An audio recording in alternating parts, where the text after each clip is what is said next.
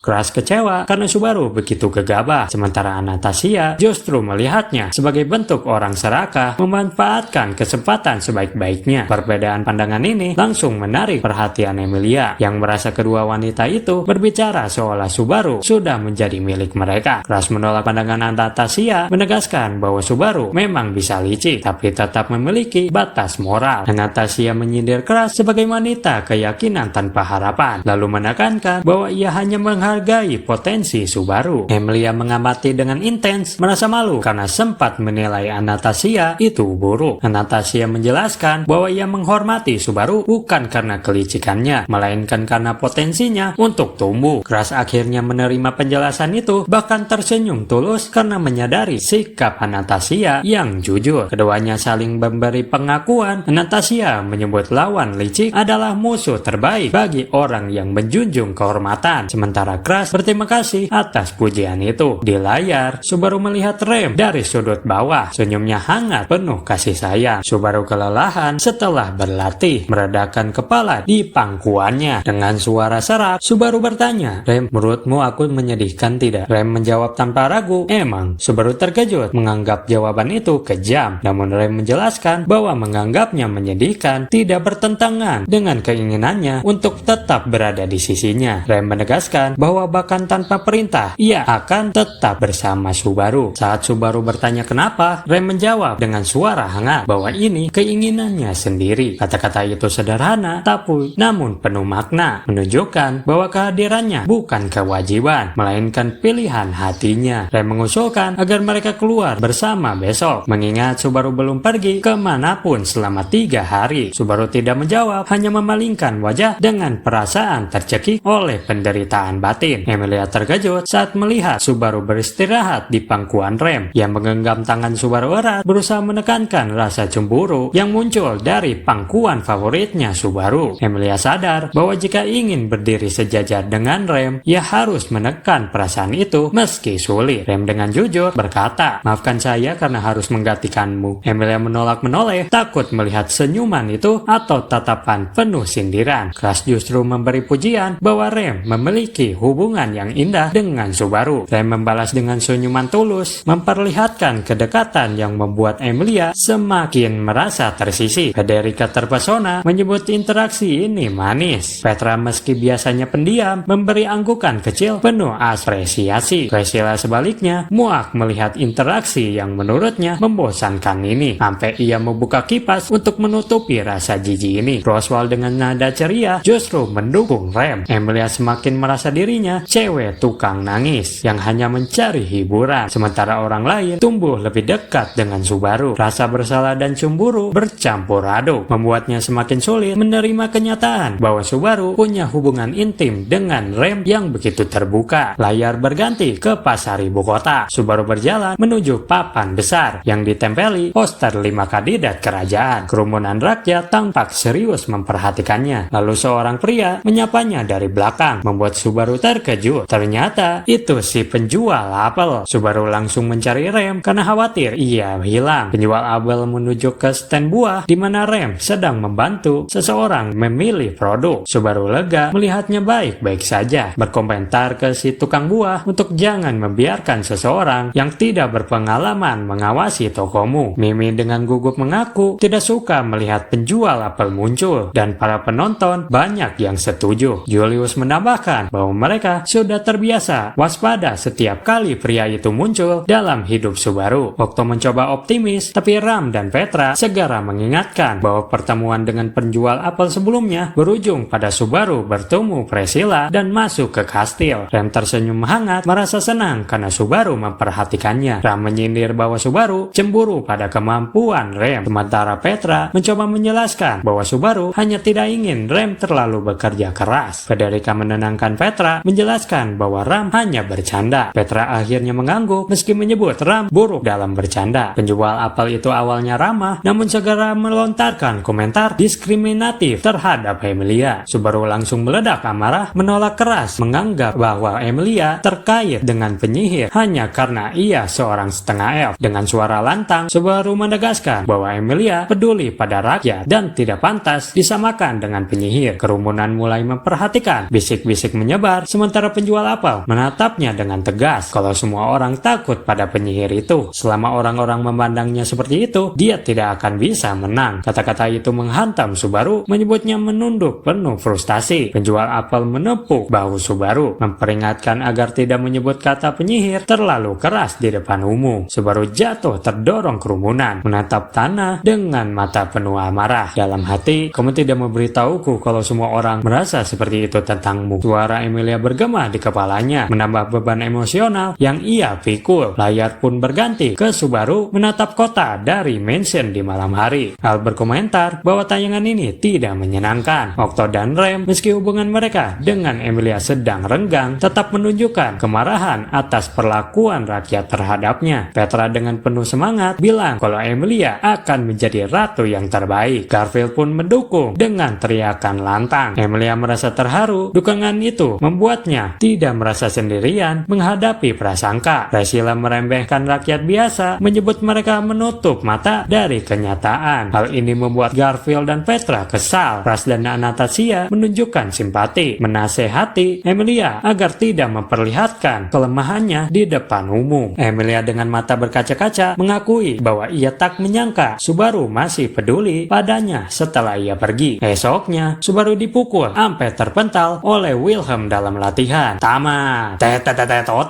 Julius dan Felix bercanda ringan tentang keterampilan pedang Subaru, membuat suasana sedikit mencair. Reinhard justru muram melihat bahwa Subaru mengikat dirinya terlalu keras demi Emilia. Priscilla menyebut tali pengikat atau kasarnya anjing dan majikan, membuat Feld marah dan membela Subaru dengan penuh emosi. Anastasia menanggapi dengan analisis dingin, menyebut Subaru mencari alasan untuk menyalahkan orang lain. Keras menyinggung bahwa Emilia sendiri tampak setuju Subaru salah, membuat Emilia terkejut mendengarnya. Emilia akhirnya mengakui bahwa ia menyesal meninggalkan Subaru, namun tidak suka melihatnya menghukum diri sendiri demi namanya. Beatrice menegaskan bahwa Emilia harus berhenti terobsesi dengan apa yang Subaru pikirkan tentang dirinya dan Rem, karena jelas Subaru menyiksa dirinya demi menyenangkan Emilia. Emilia terdiam, mulutnya terbuka tanpa bisa membantah, tersentak oleh ketepatan kata-kata Beatrice. Jangan lupa like dan hype-nya kawan. Subaru baru selesai berlatih, berjalan sambil mengeringkan rambutnya dengan handuk. Ia berhenti ketika melihat Crash berdiri anggun di puncak tangga, menatapnya dari atas. Dengan senyumnya yang hangat, Crash memanggilnya untuk mengajaknya mengobrol bentar. Subaru agak bingung memastikan apakah Crash baik-baik saja. Crash mengangguk lalu bilang bahwa ini pertama kalinya Subaru melihatnya di luar pakaian bisnisnya. Ia menyebut angin malam terasa sejuk, kondisi sempurna untuk berbagi minuman sambil menatap langit malam. Subaru hanya menatapnya dengan wajah penuh kebingungan, tak tahu maksud di balik undangan itu. Di teater, Felix berteriak marah, tak tahan melihat Crash ditampilkan begitu terbuka di depan pria camp lain. Ia percaya Julius dan Reinhard cukup sopan untuk menahan pandangan ini, tapi tidak mempercayai Garfield atau Al. Wilhelm menenangkannya dengan menepuk bahunya, menyebut Crash terlalu bangga untuk terguncang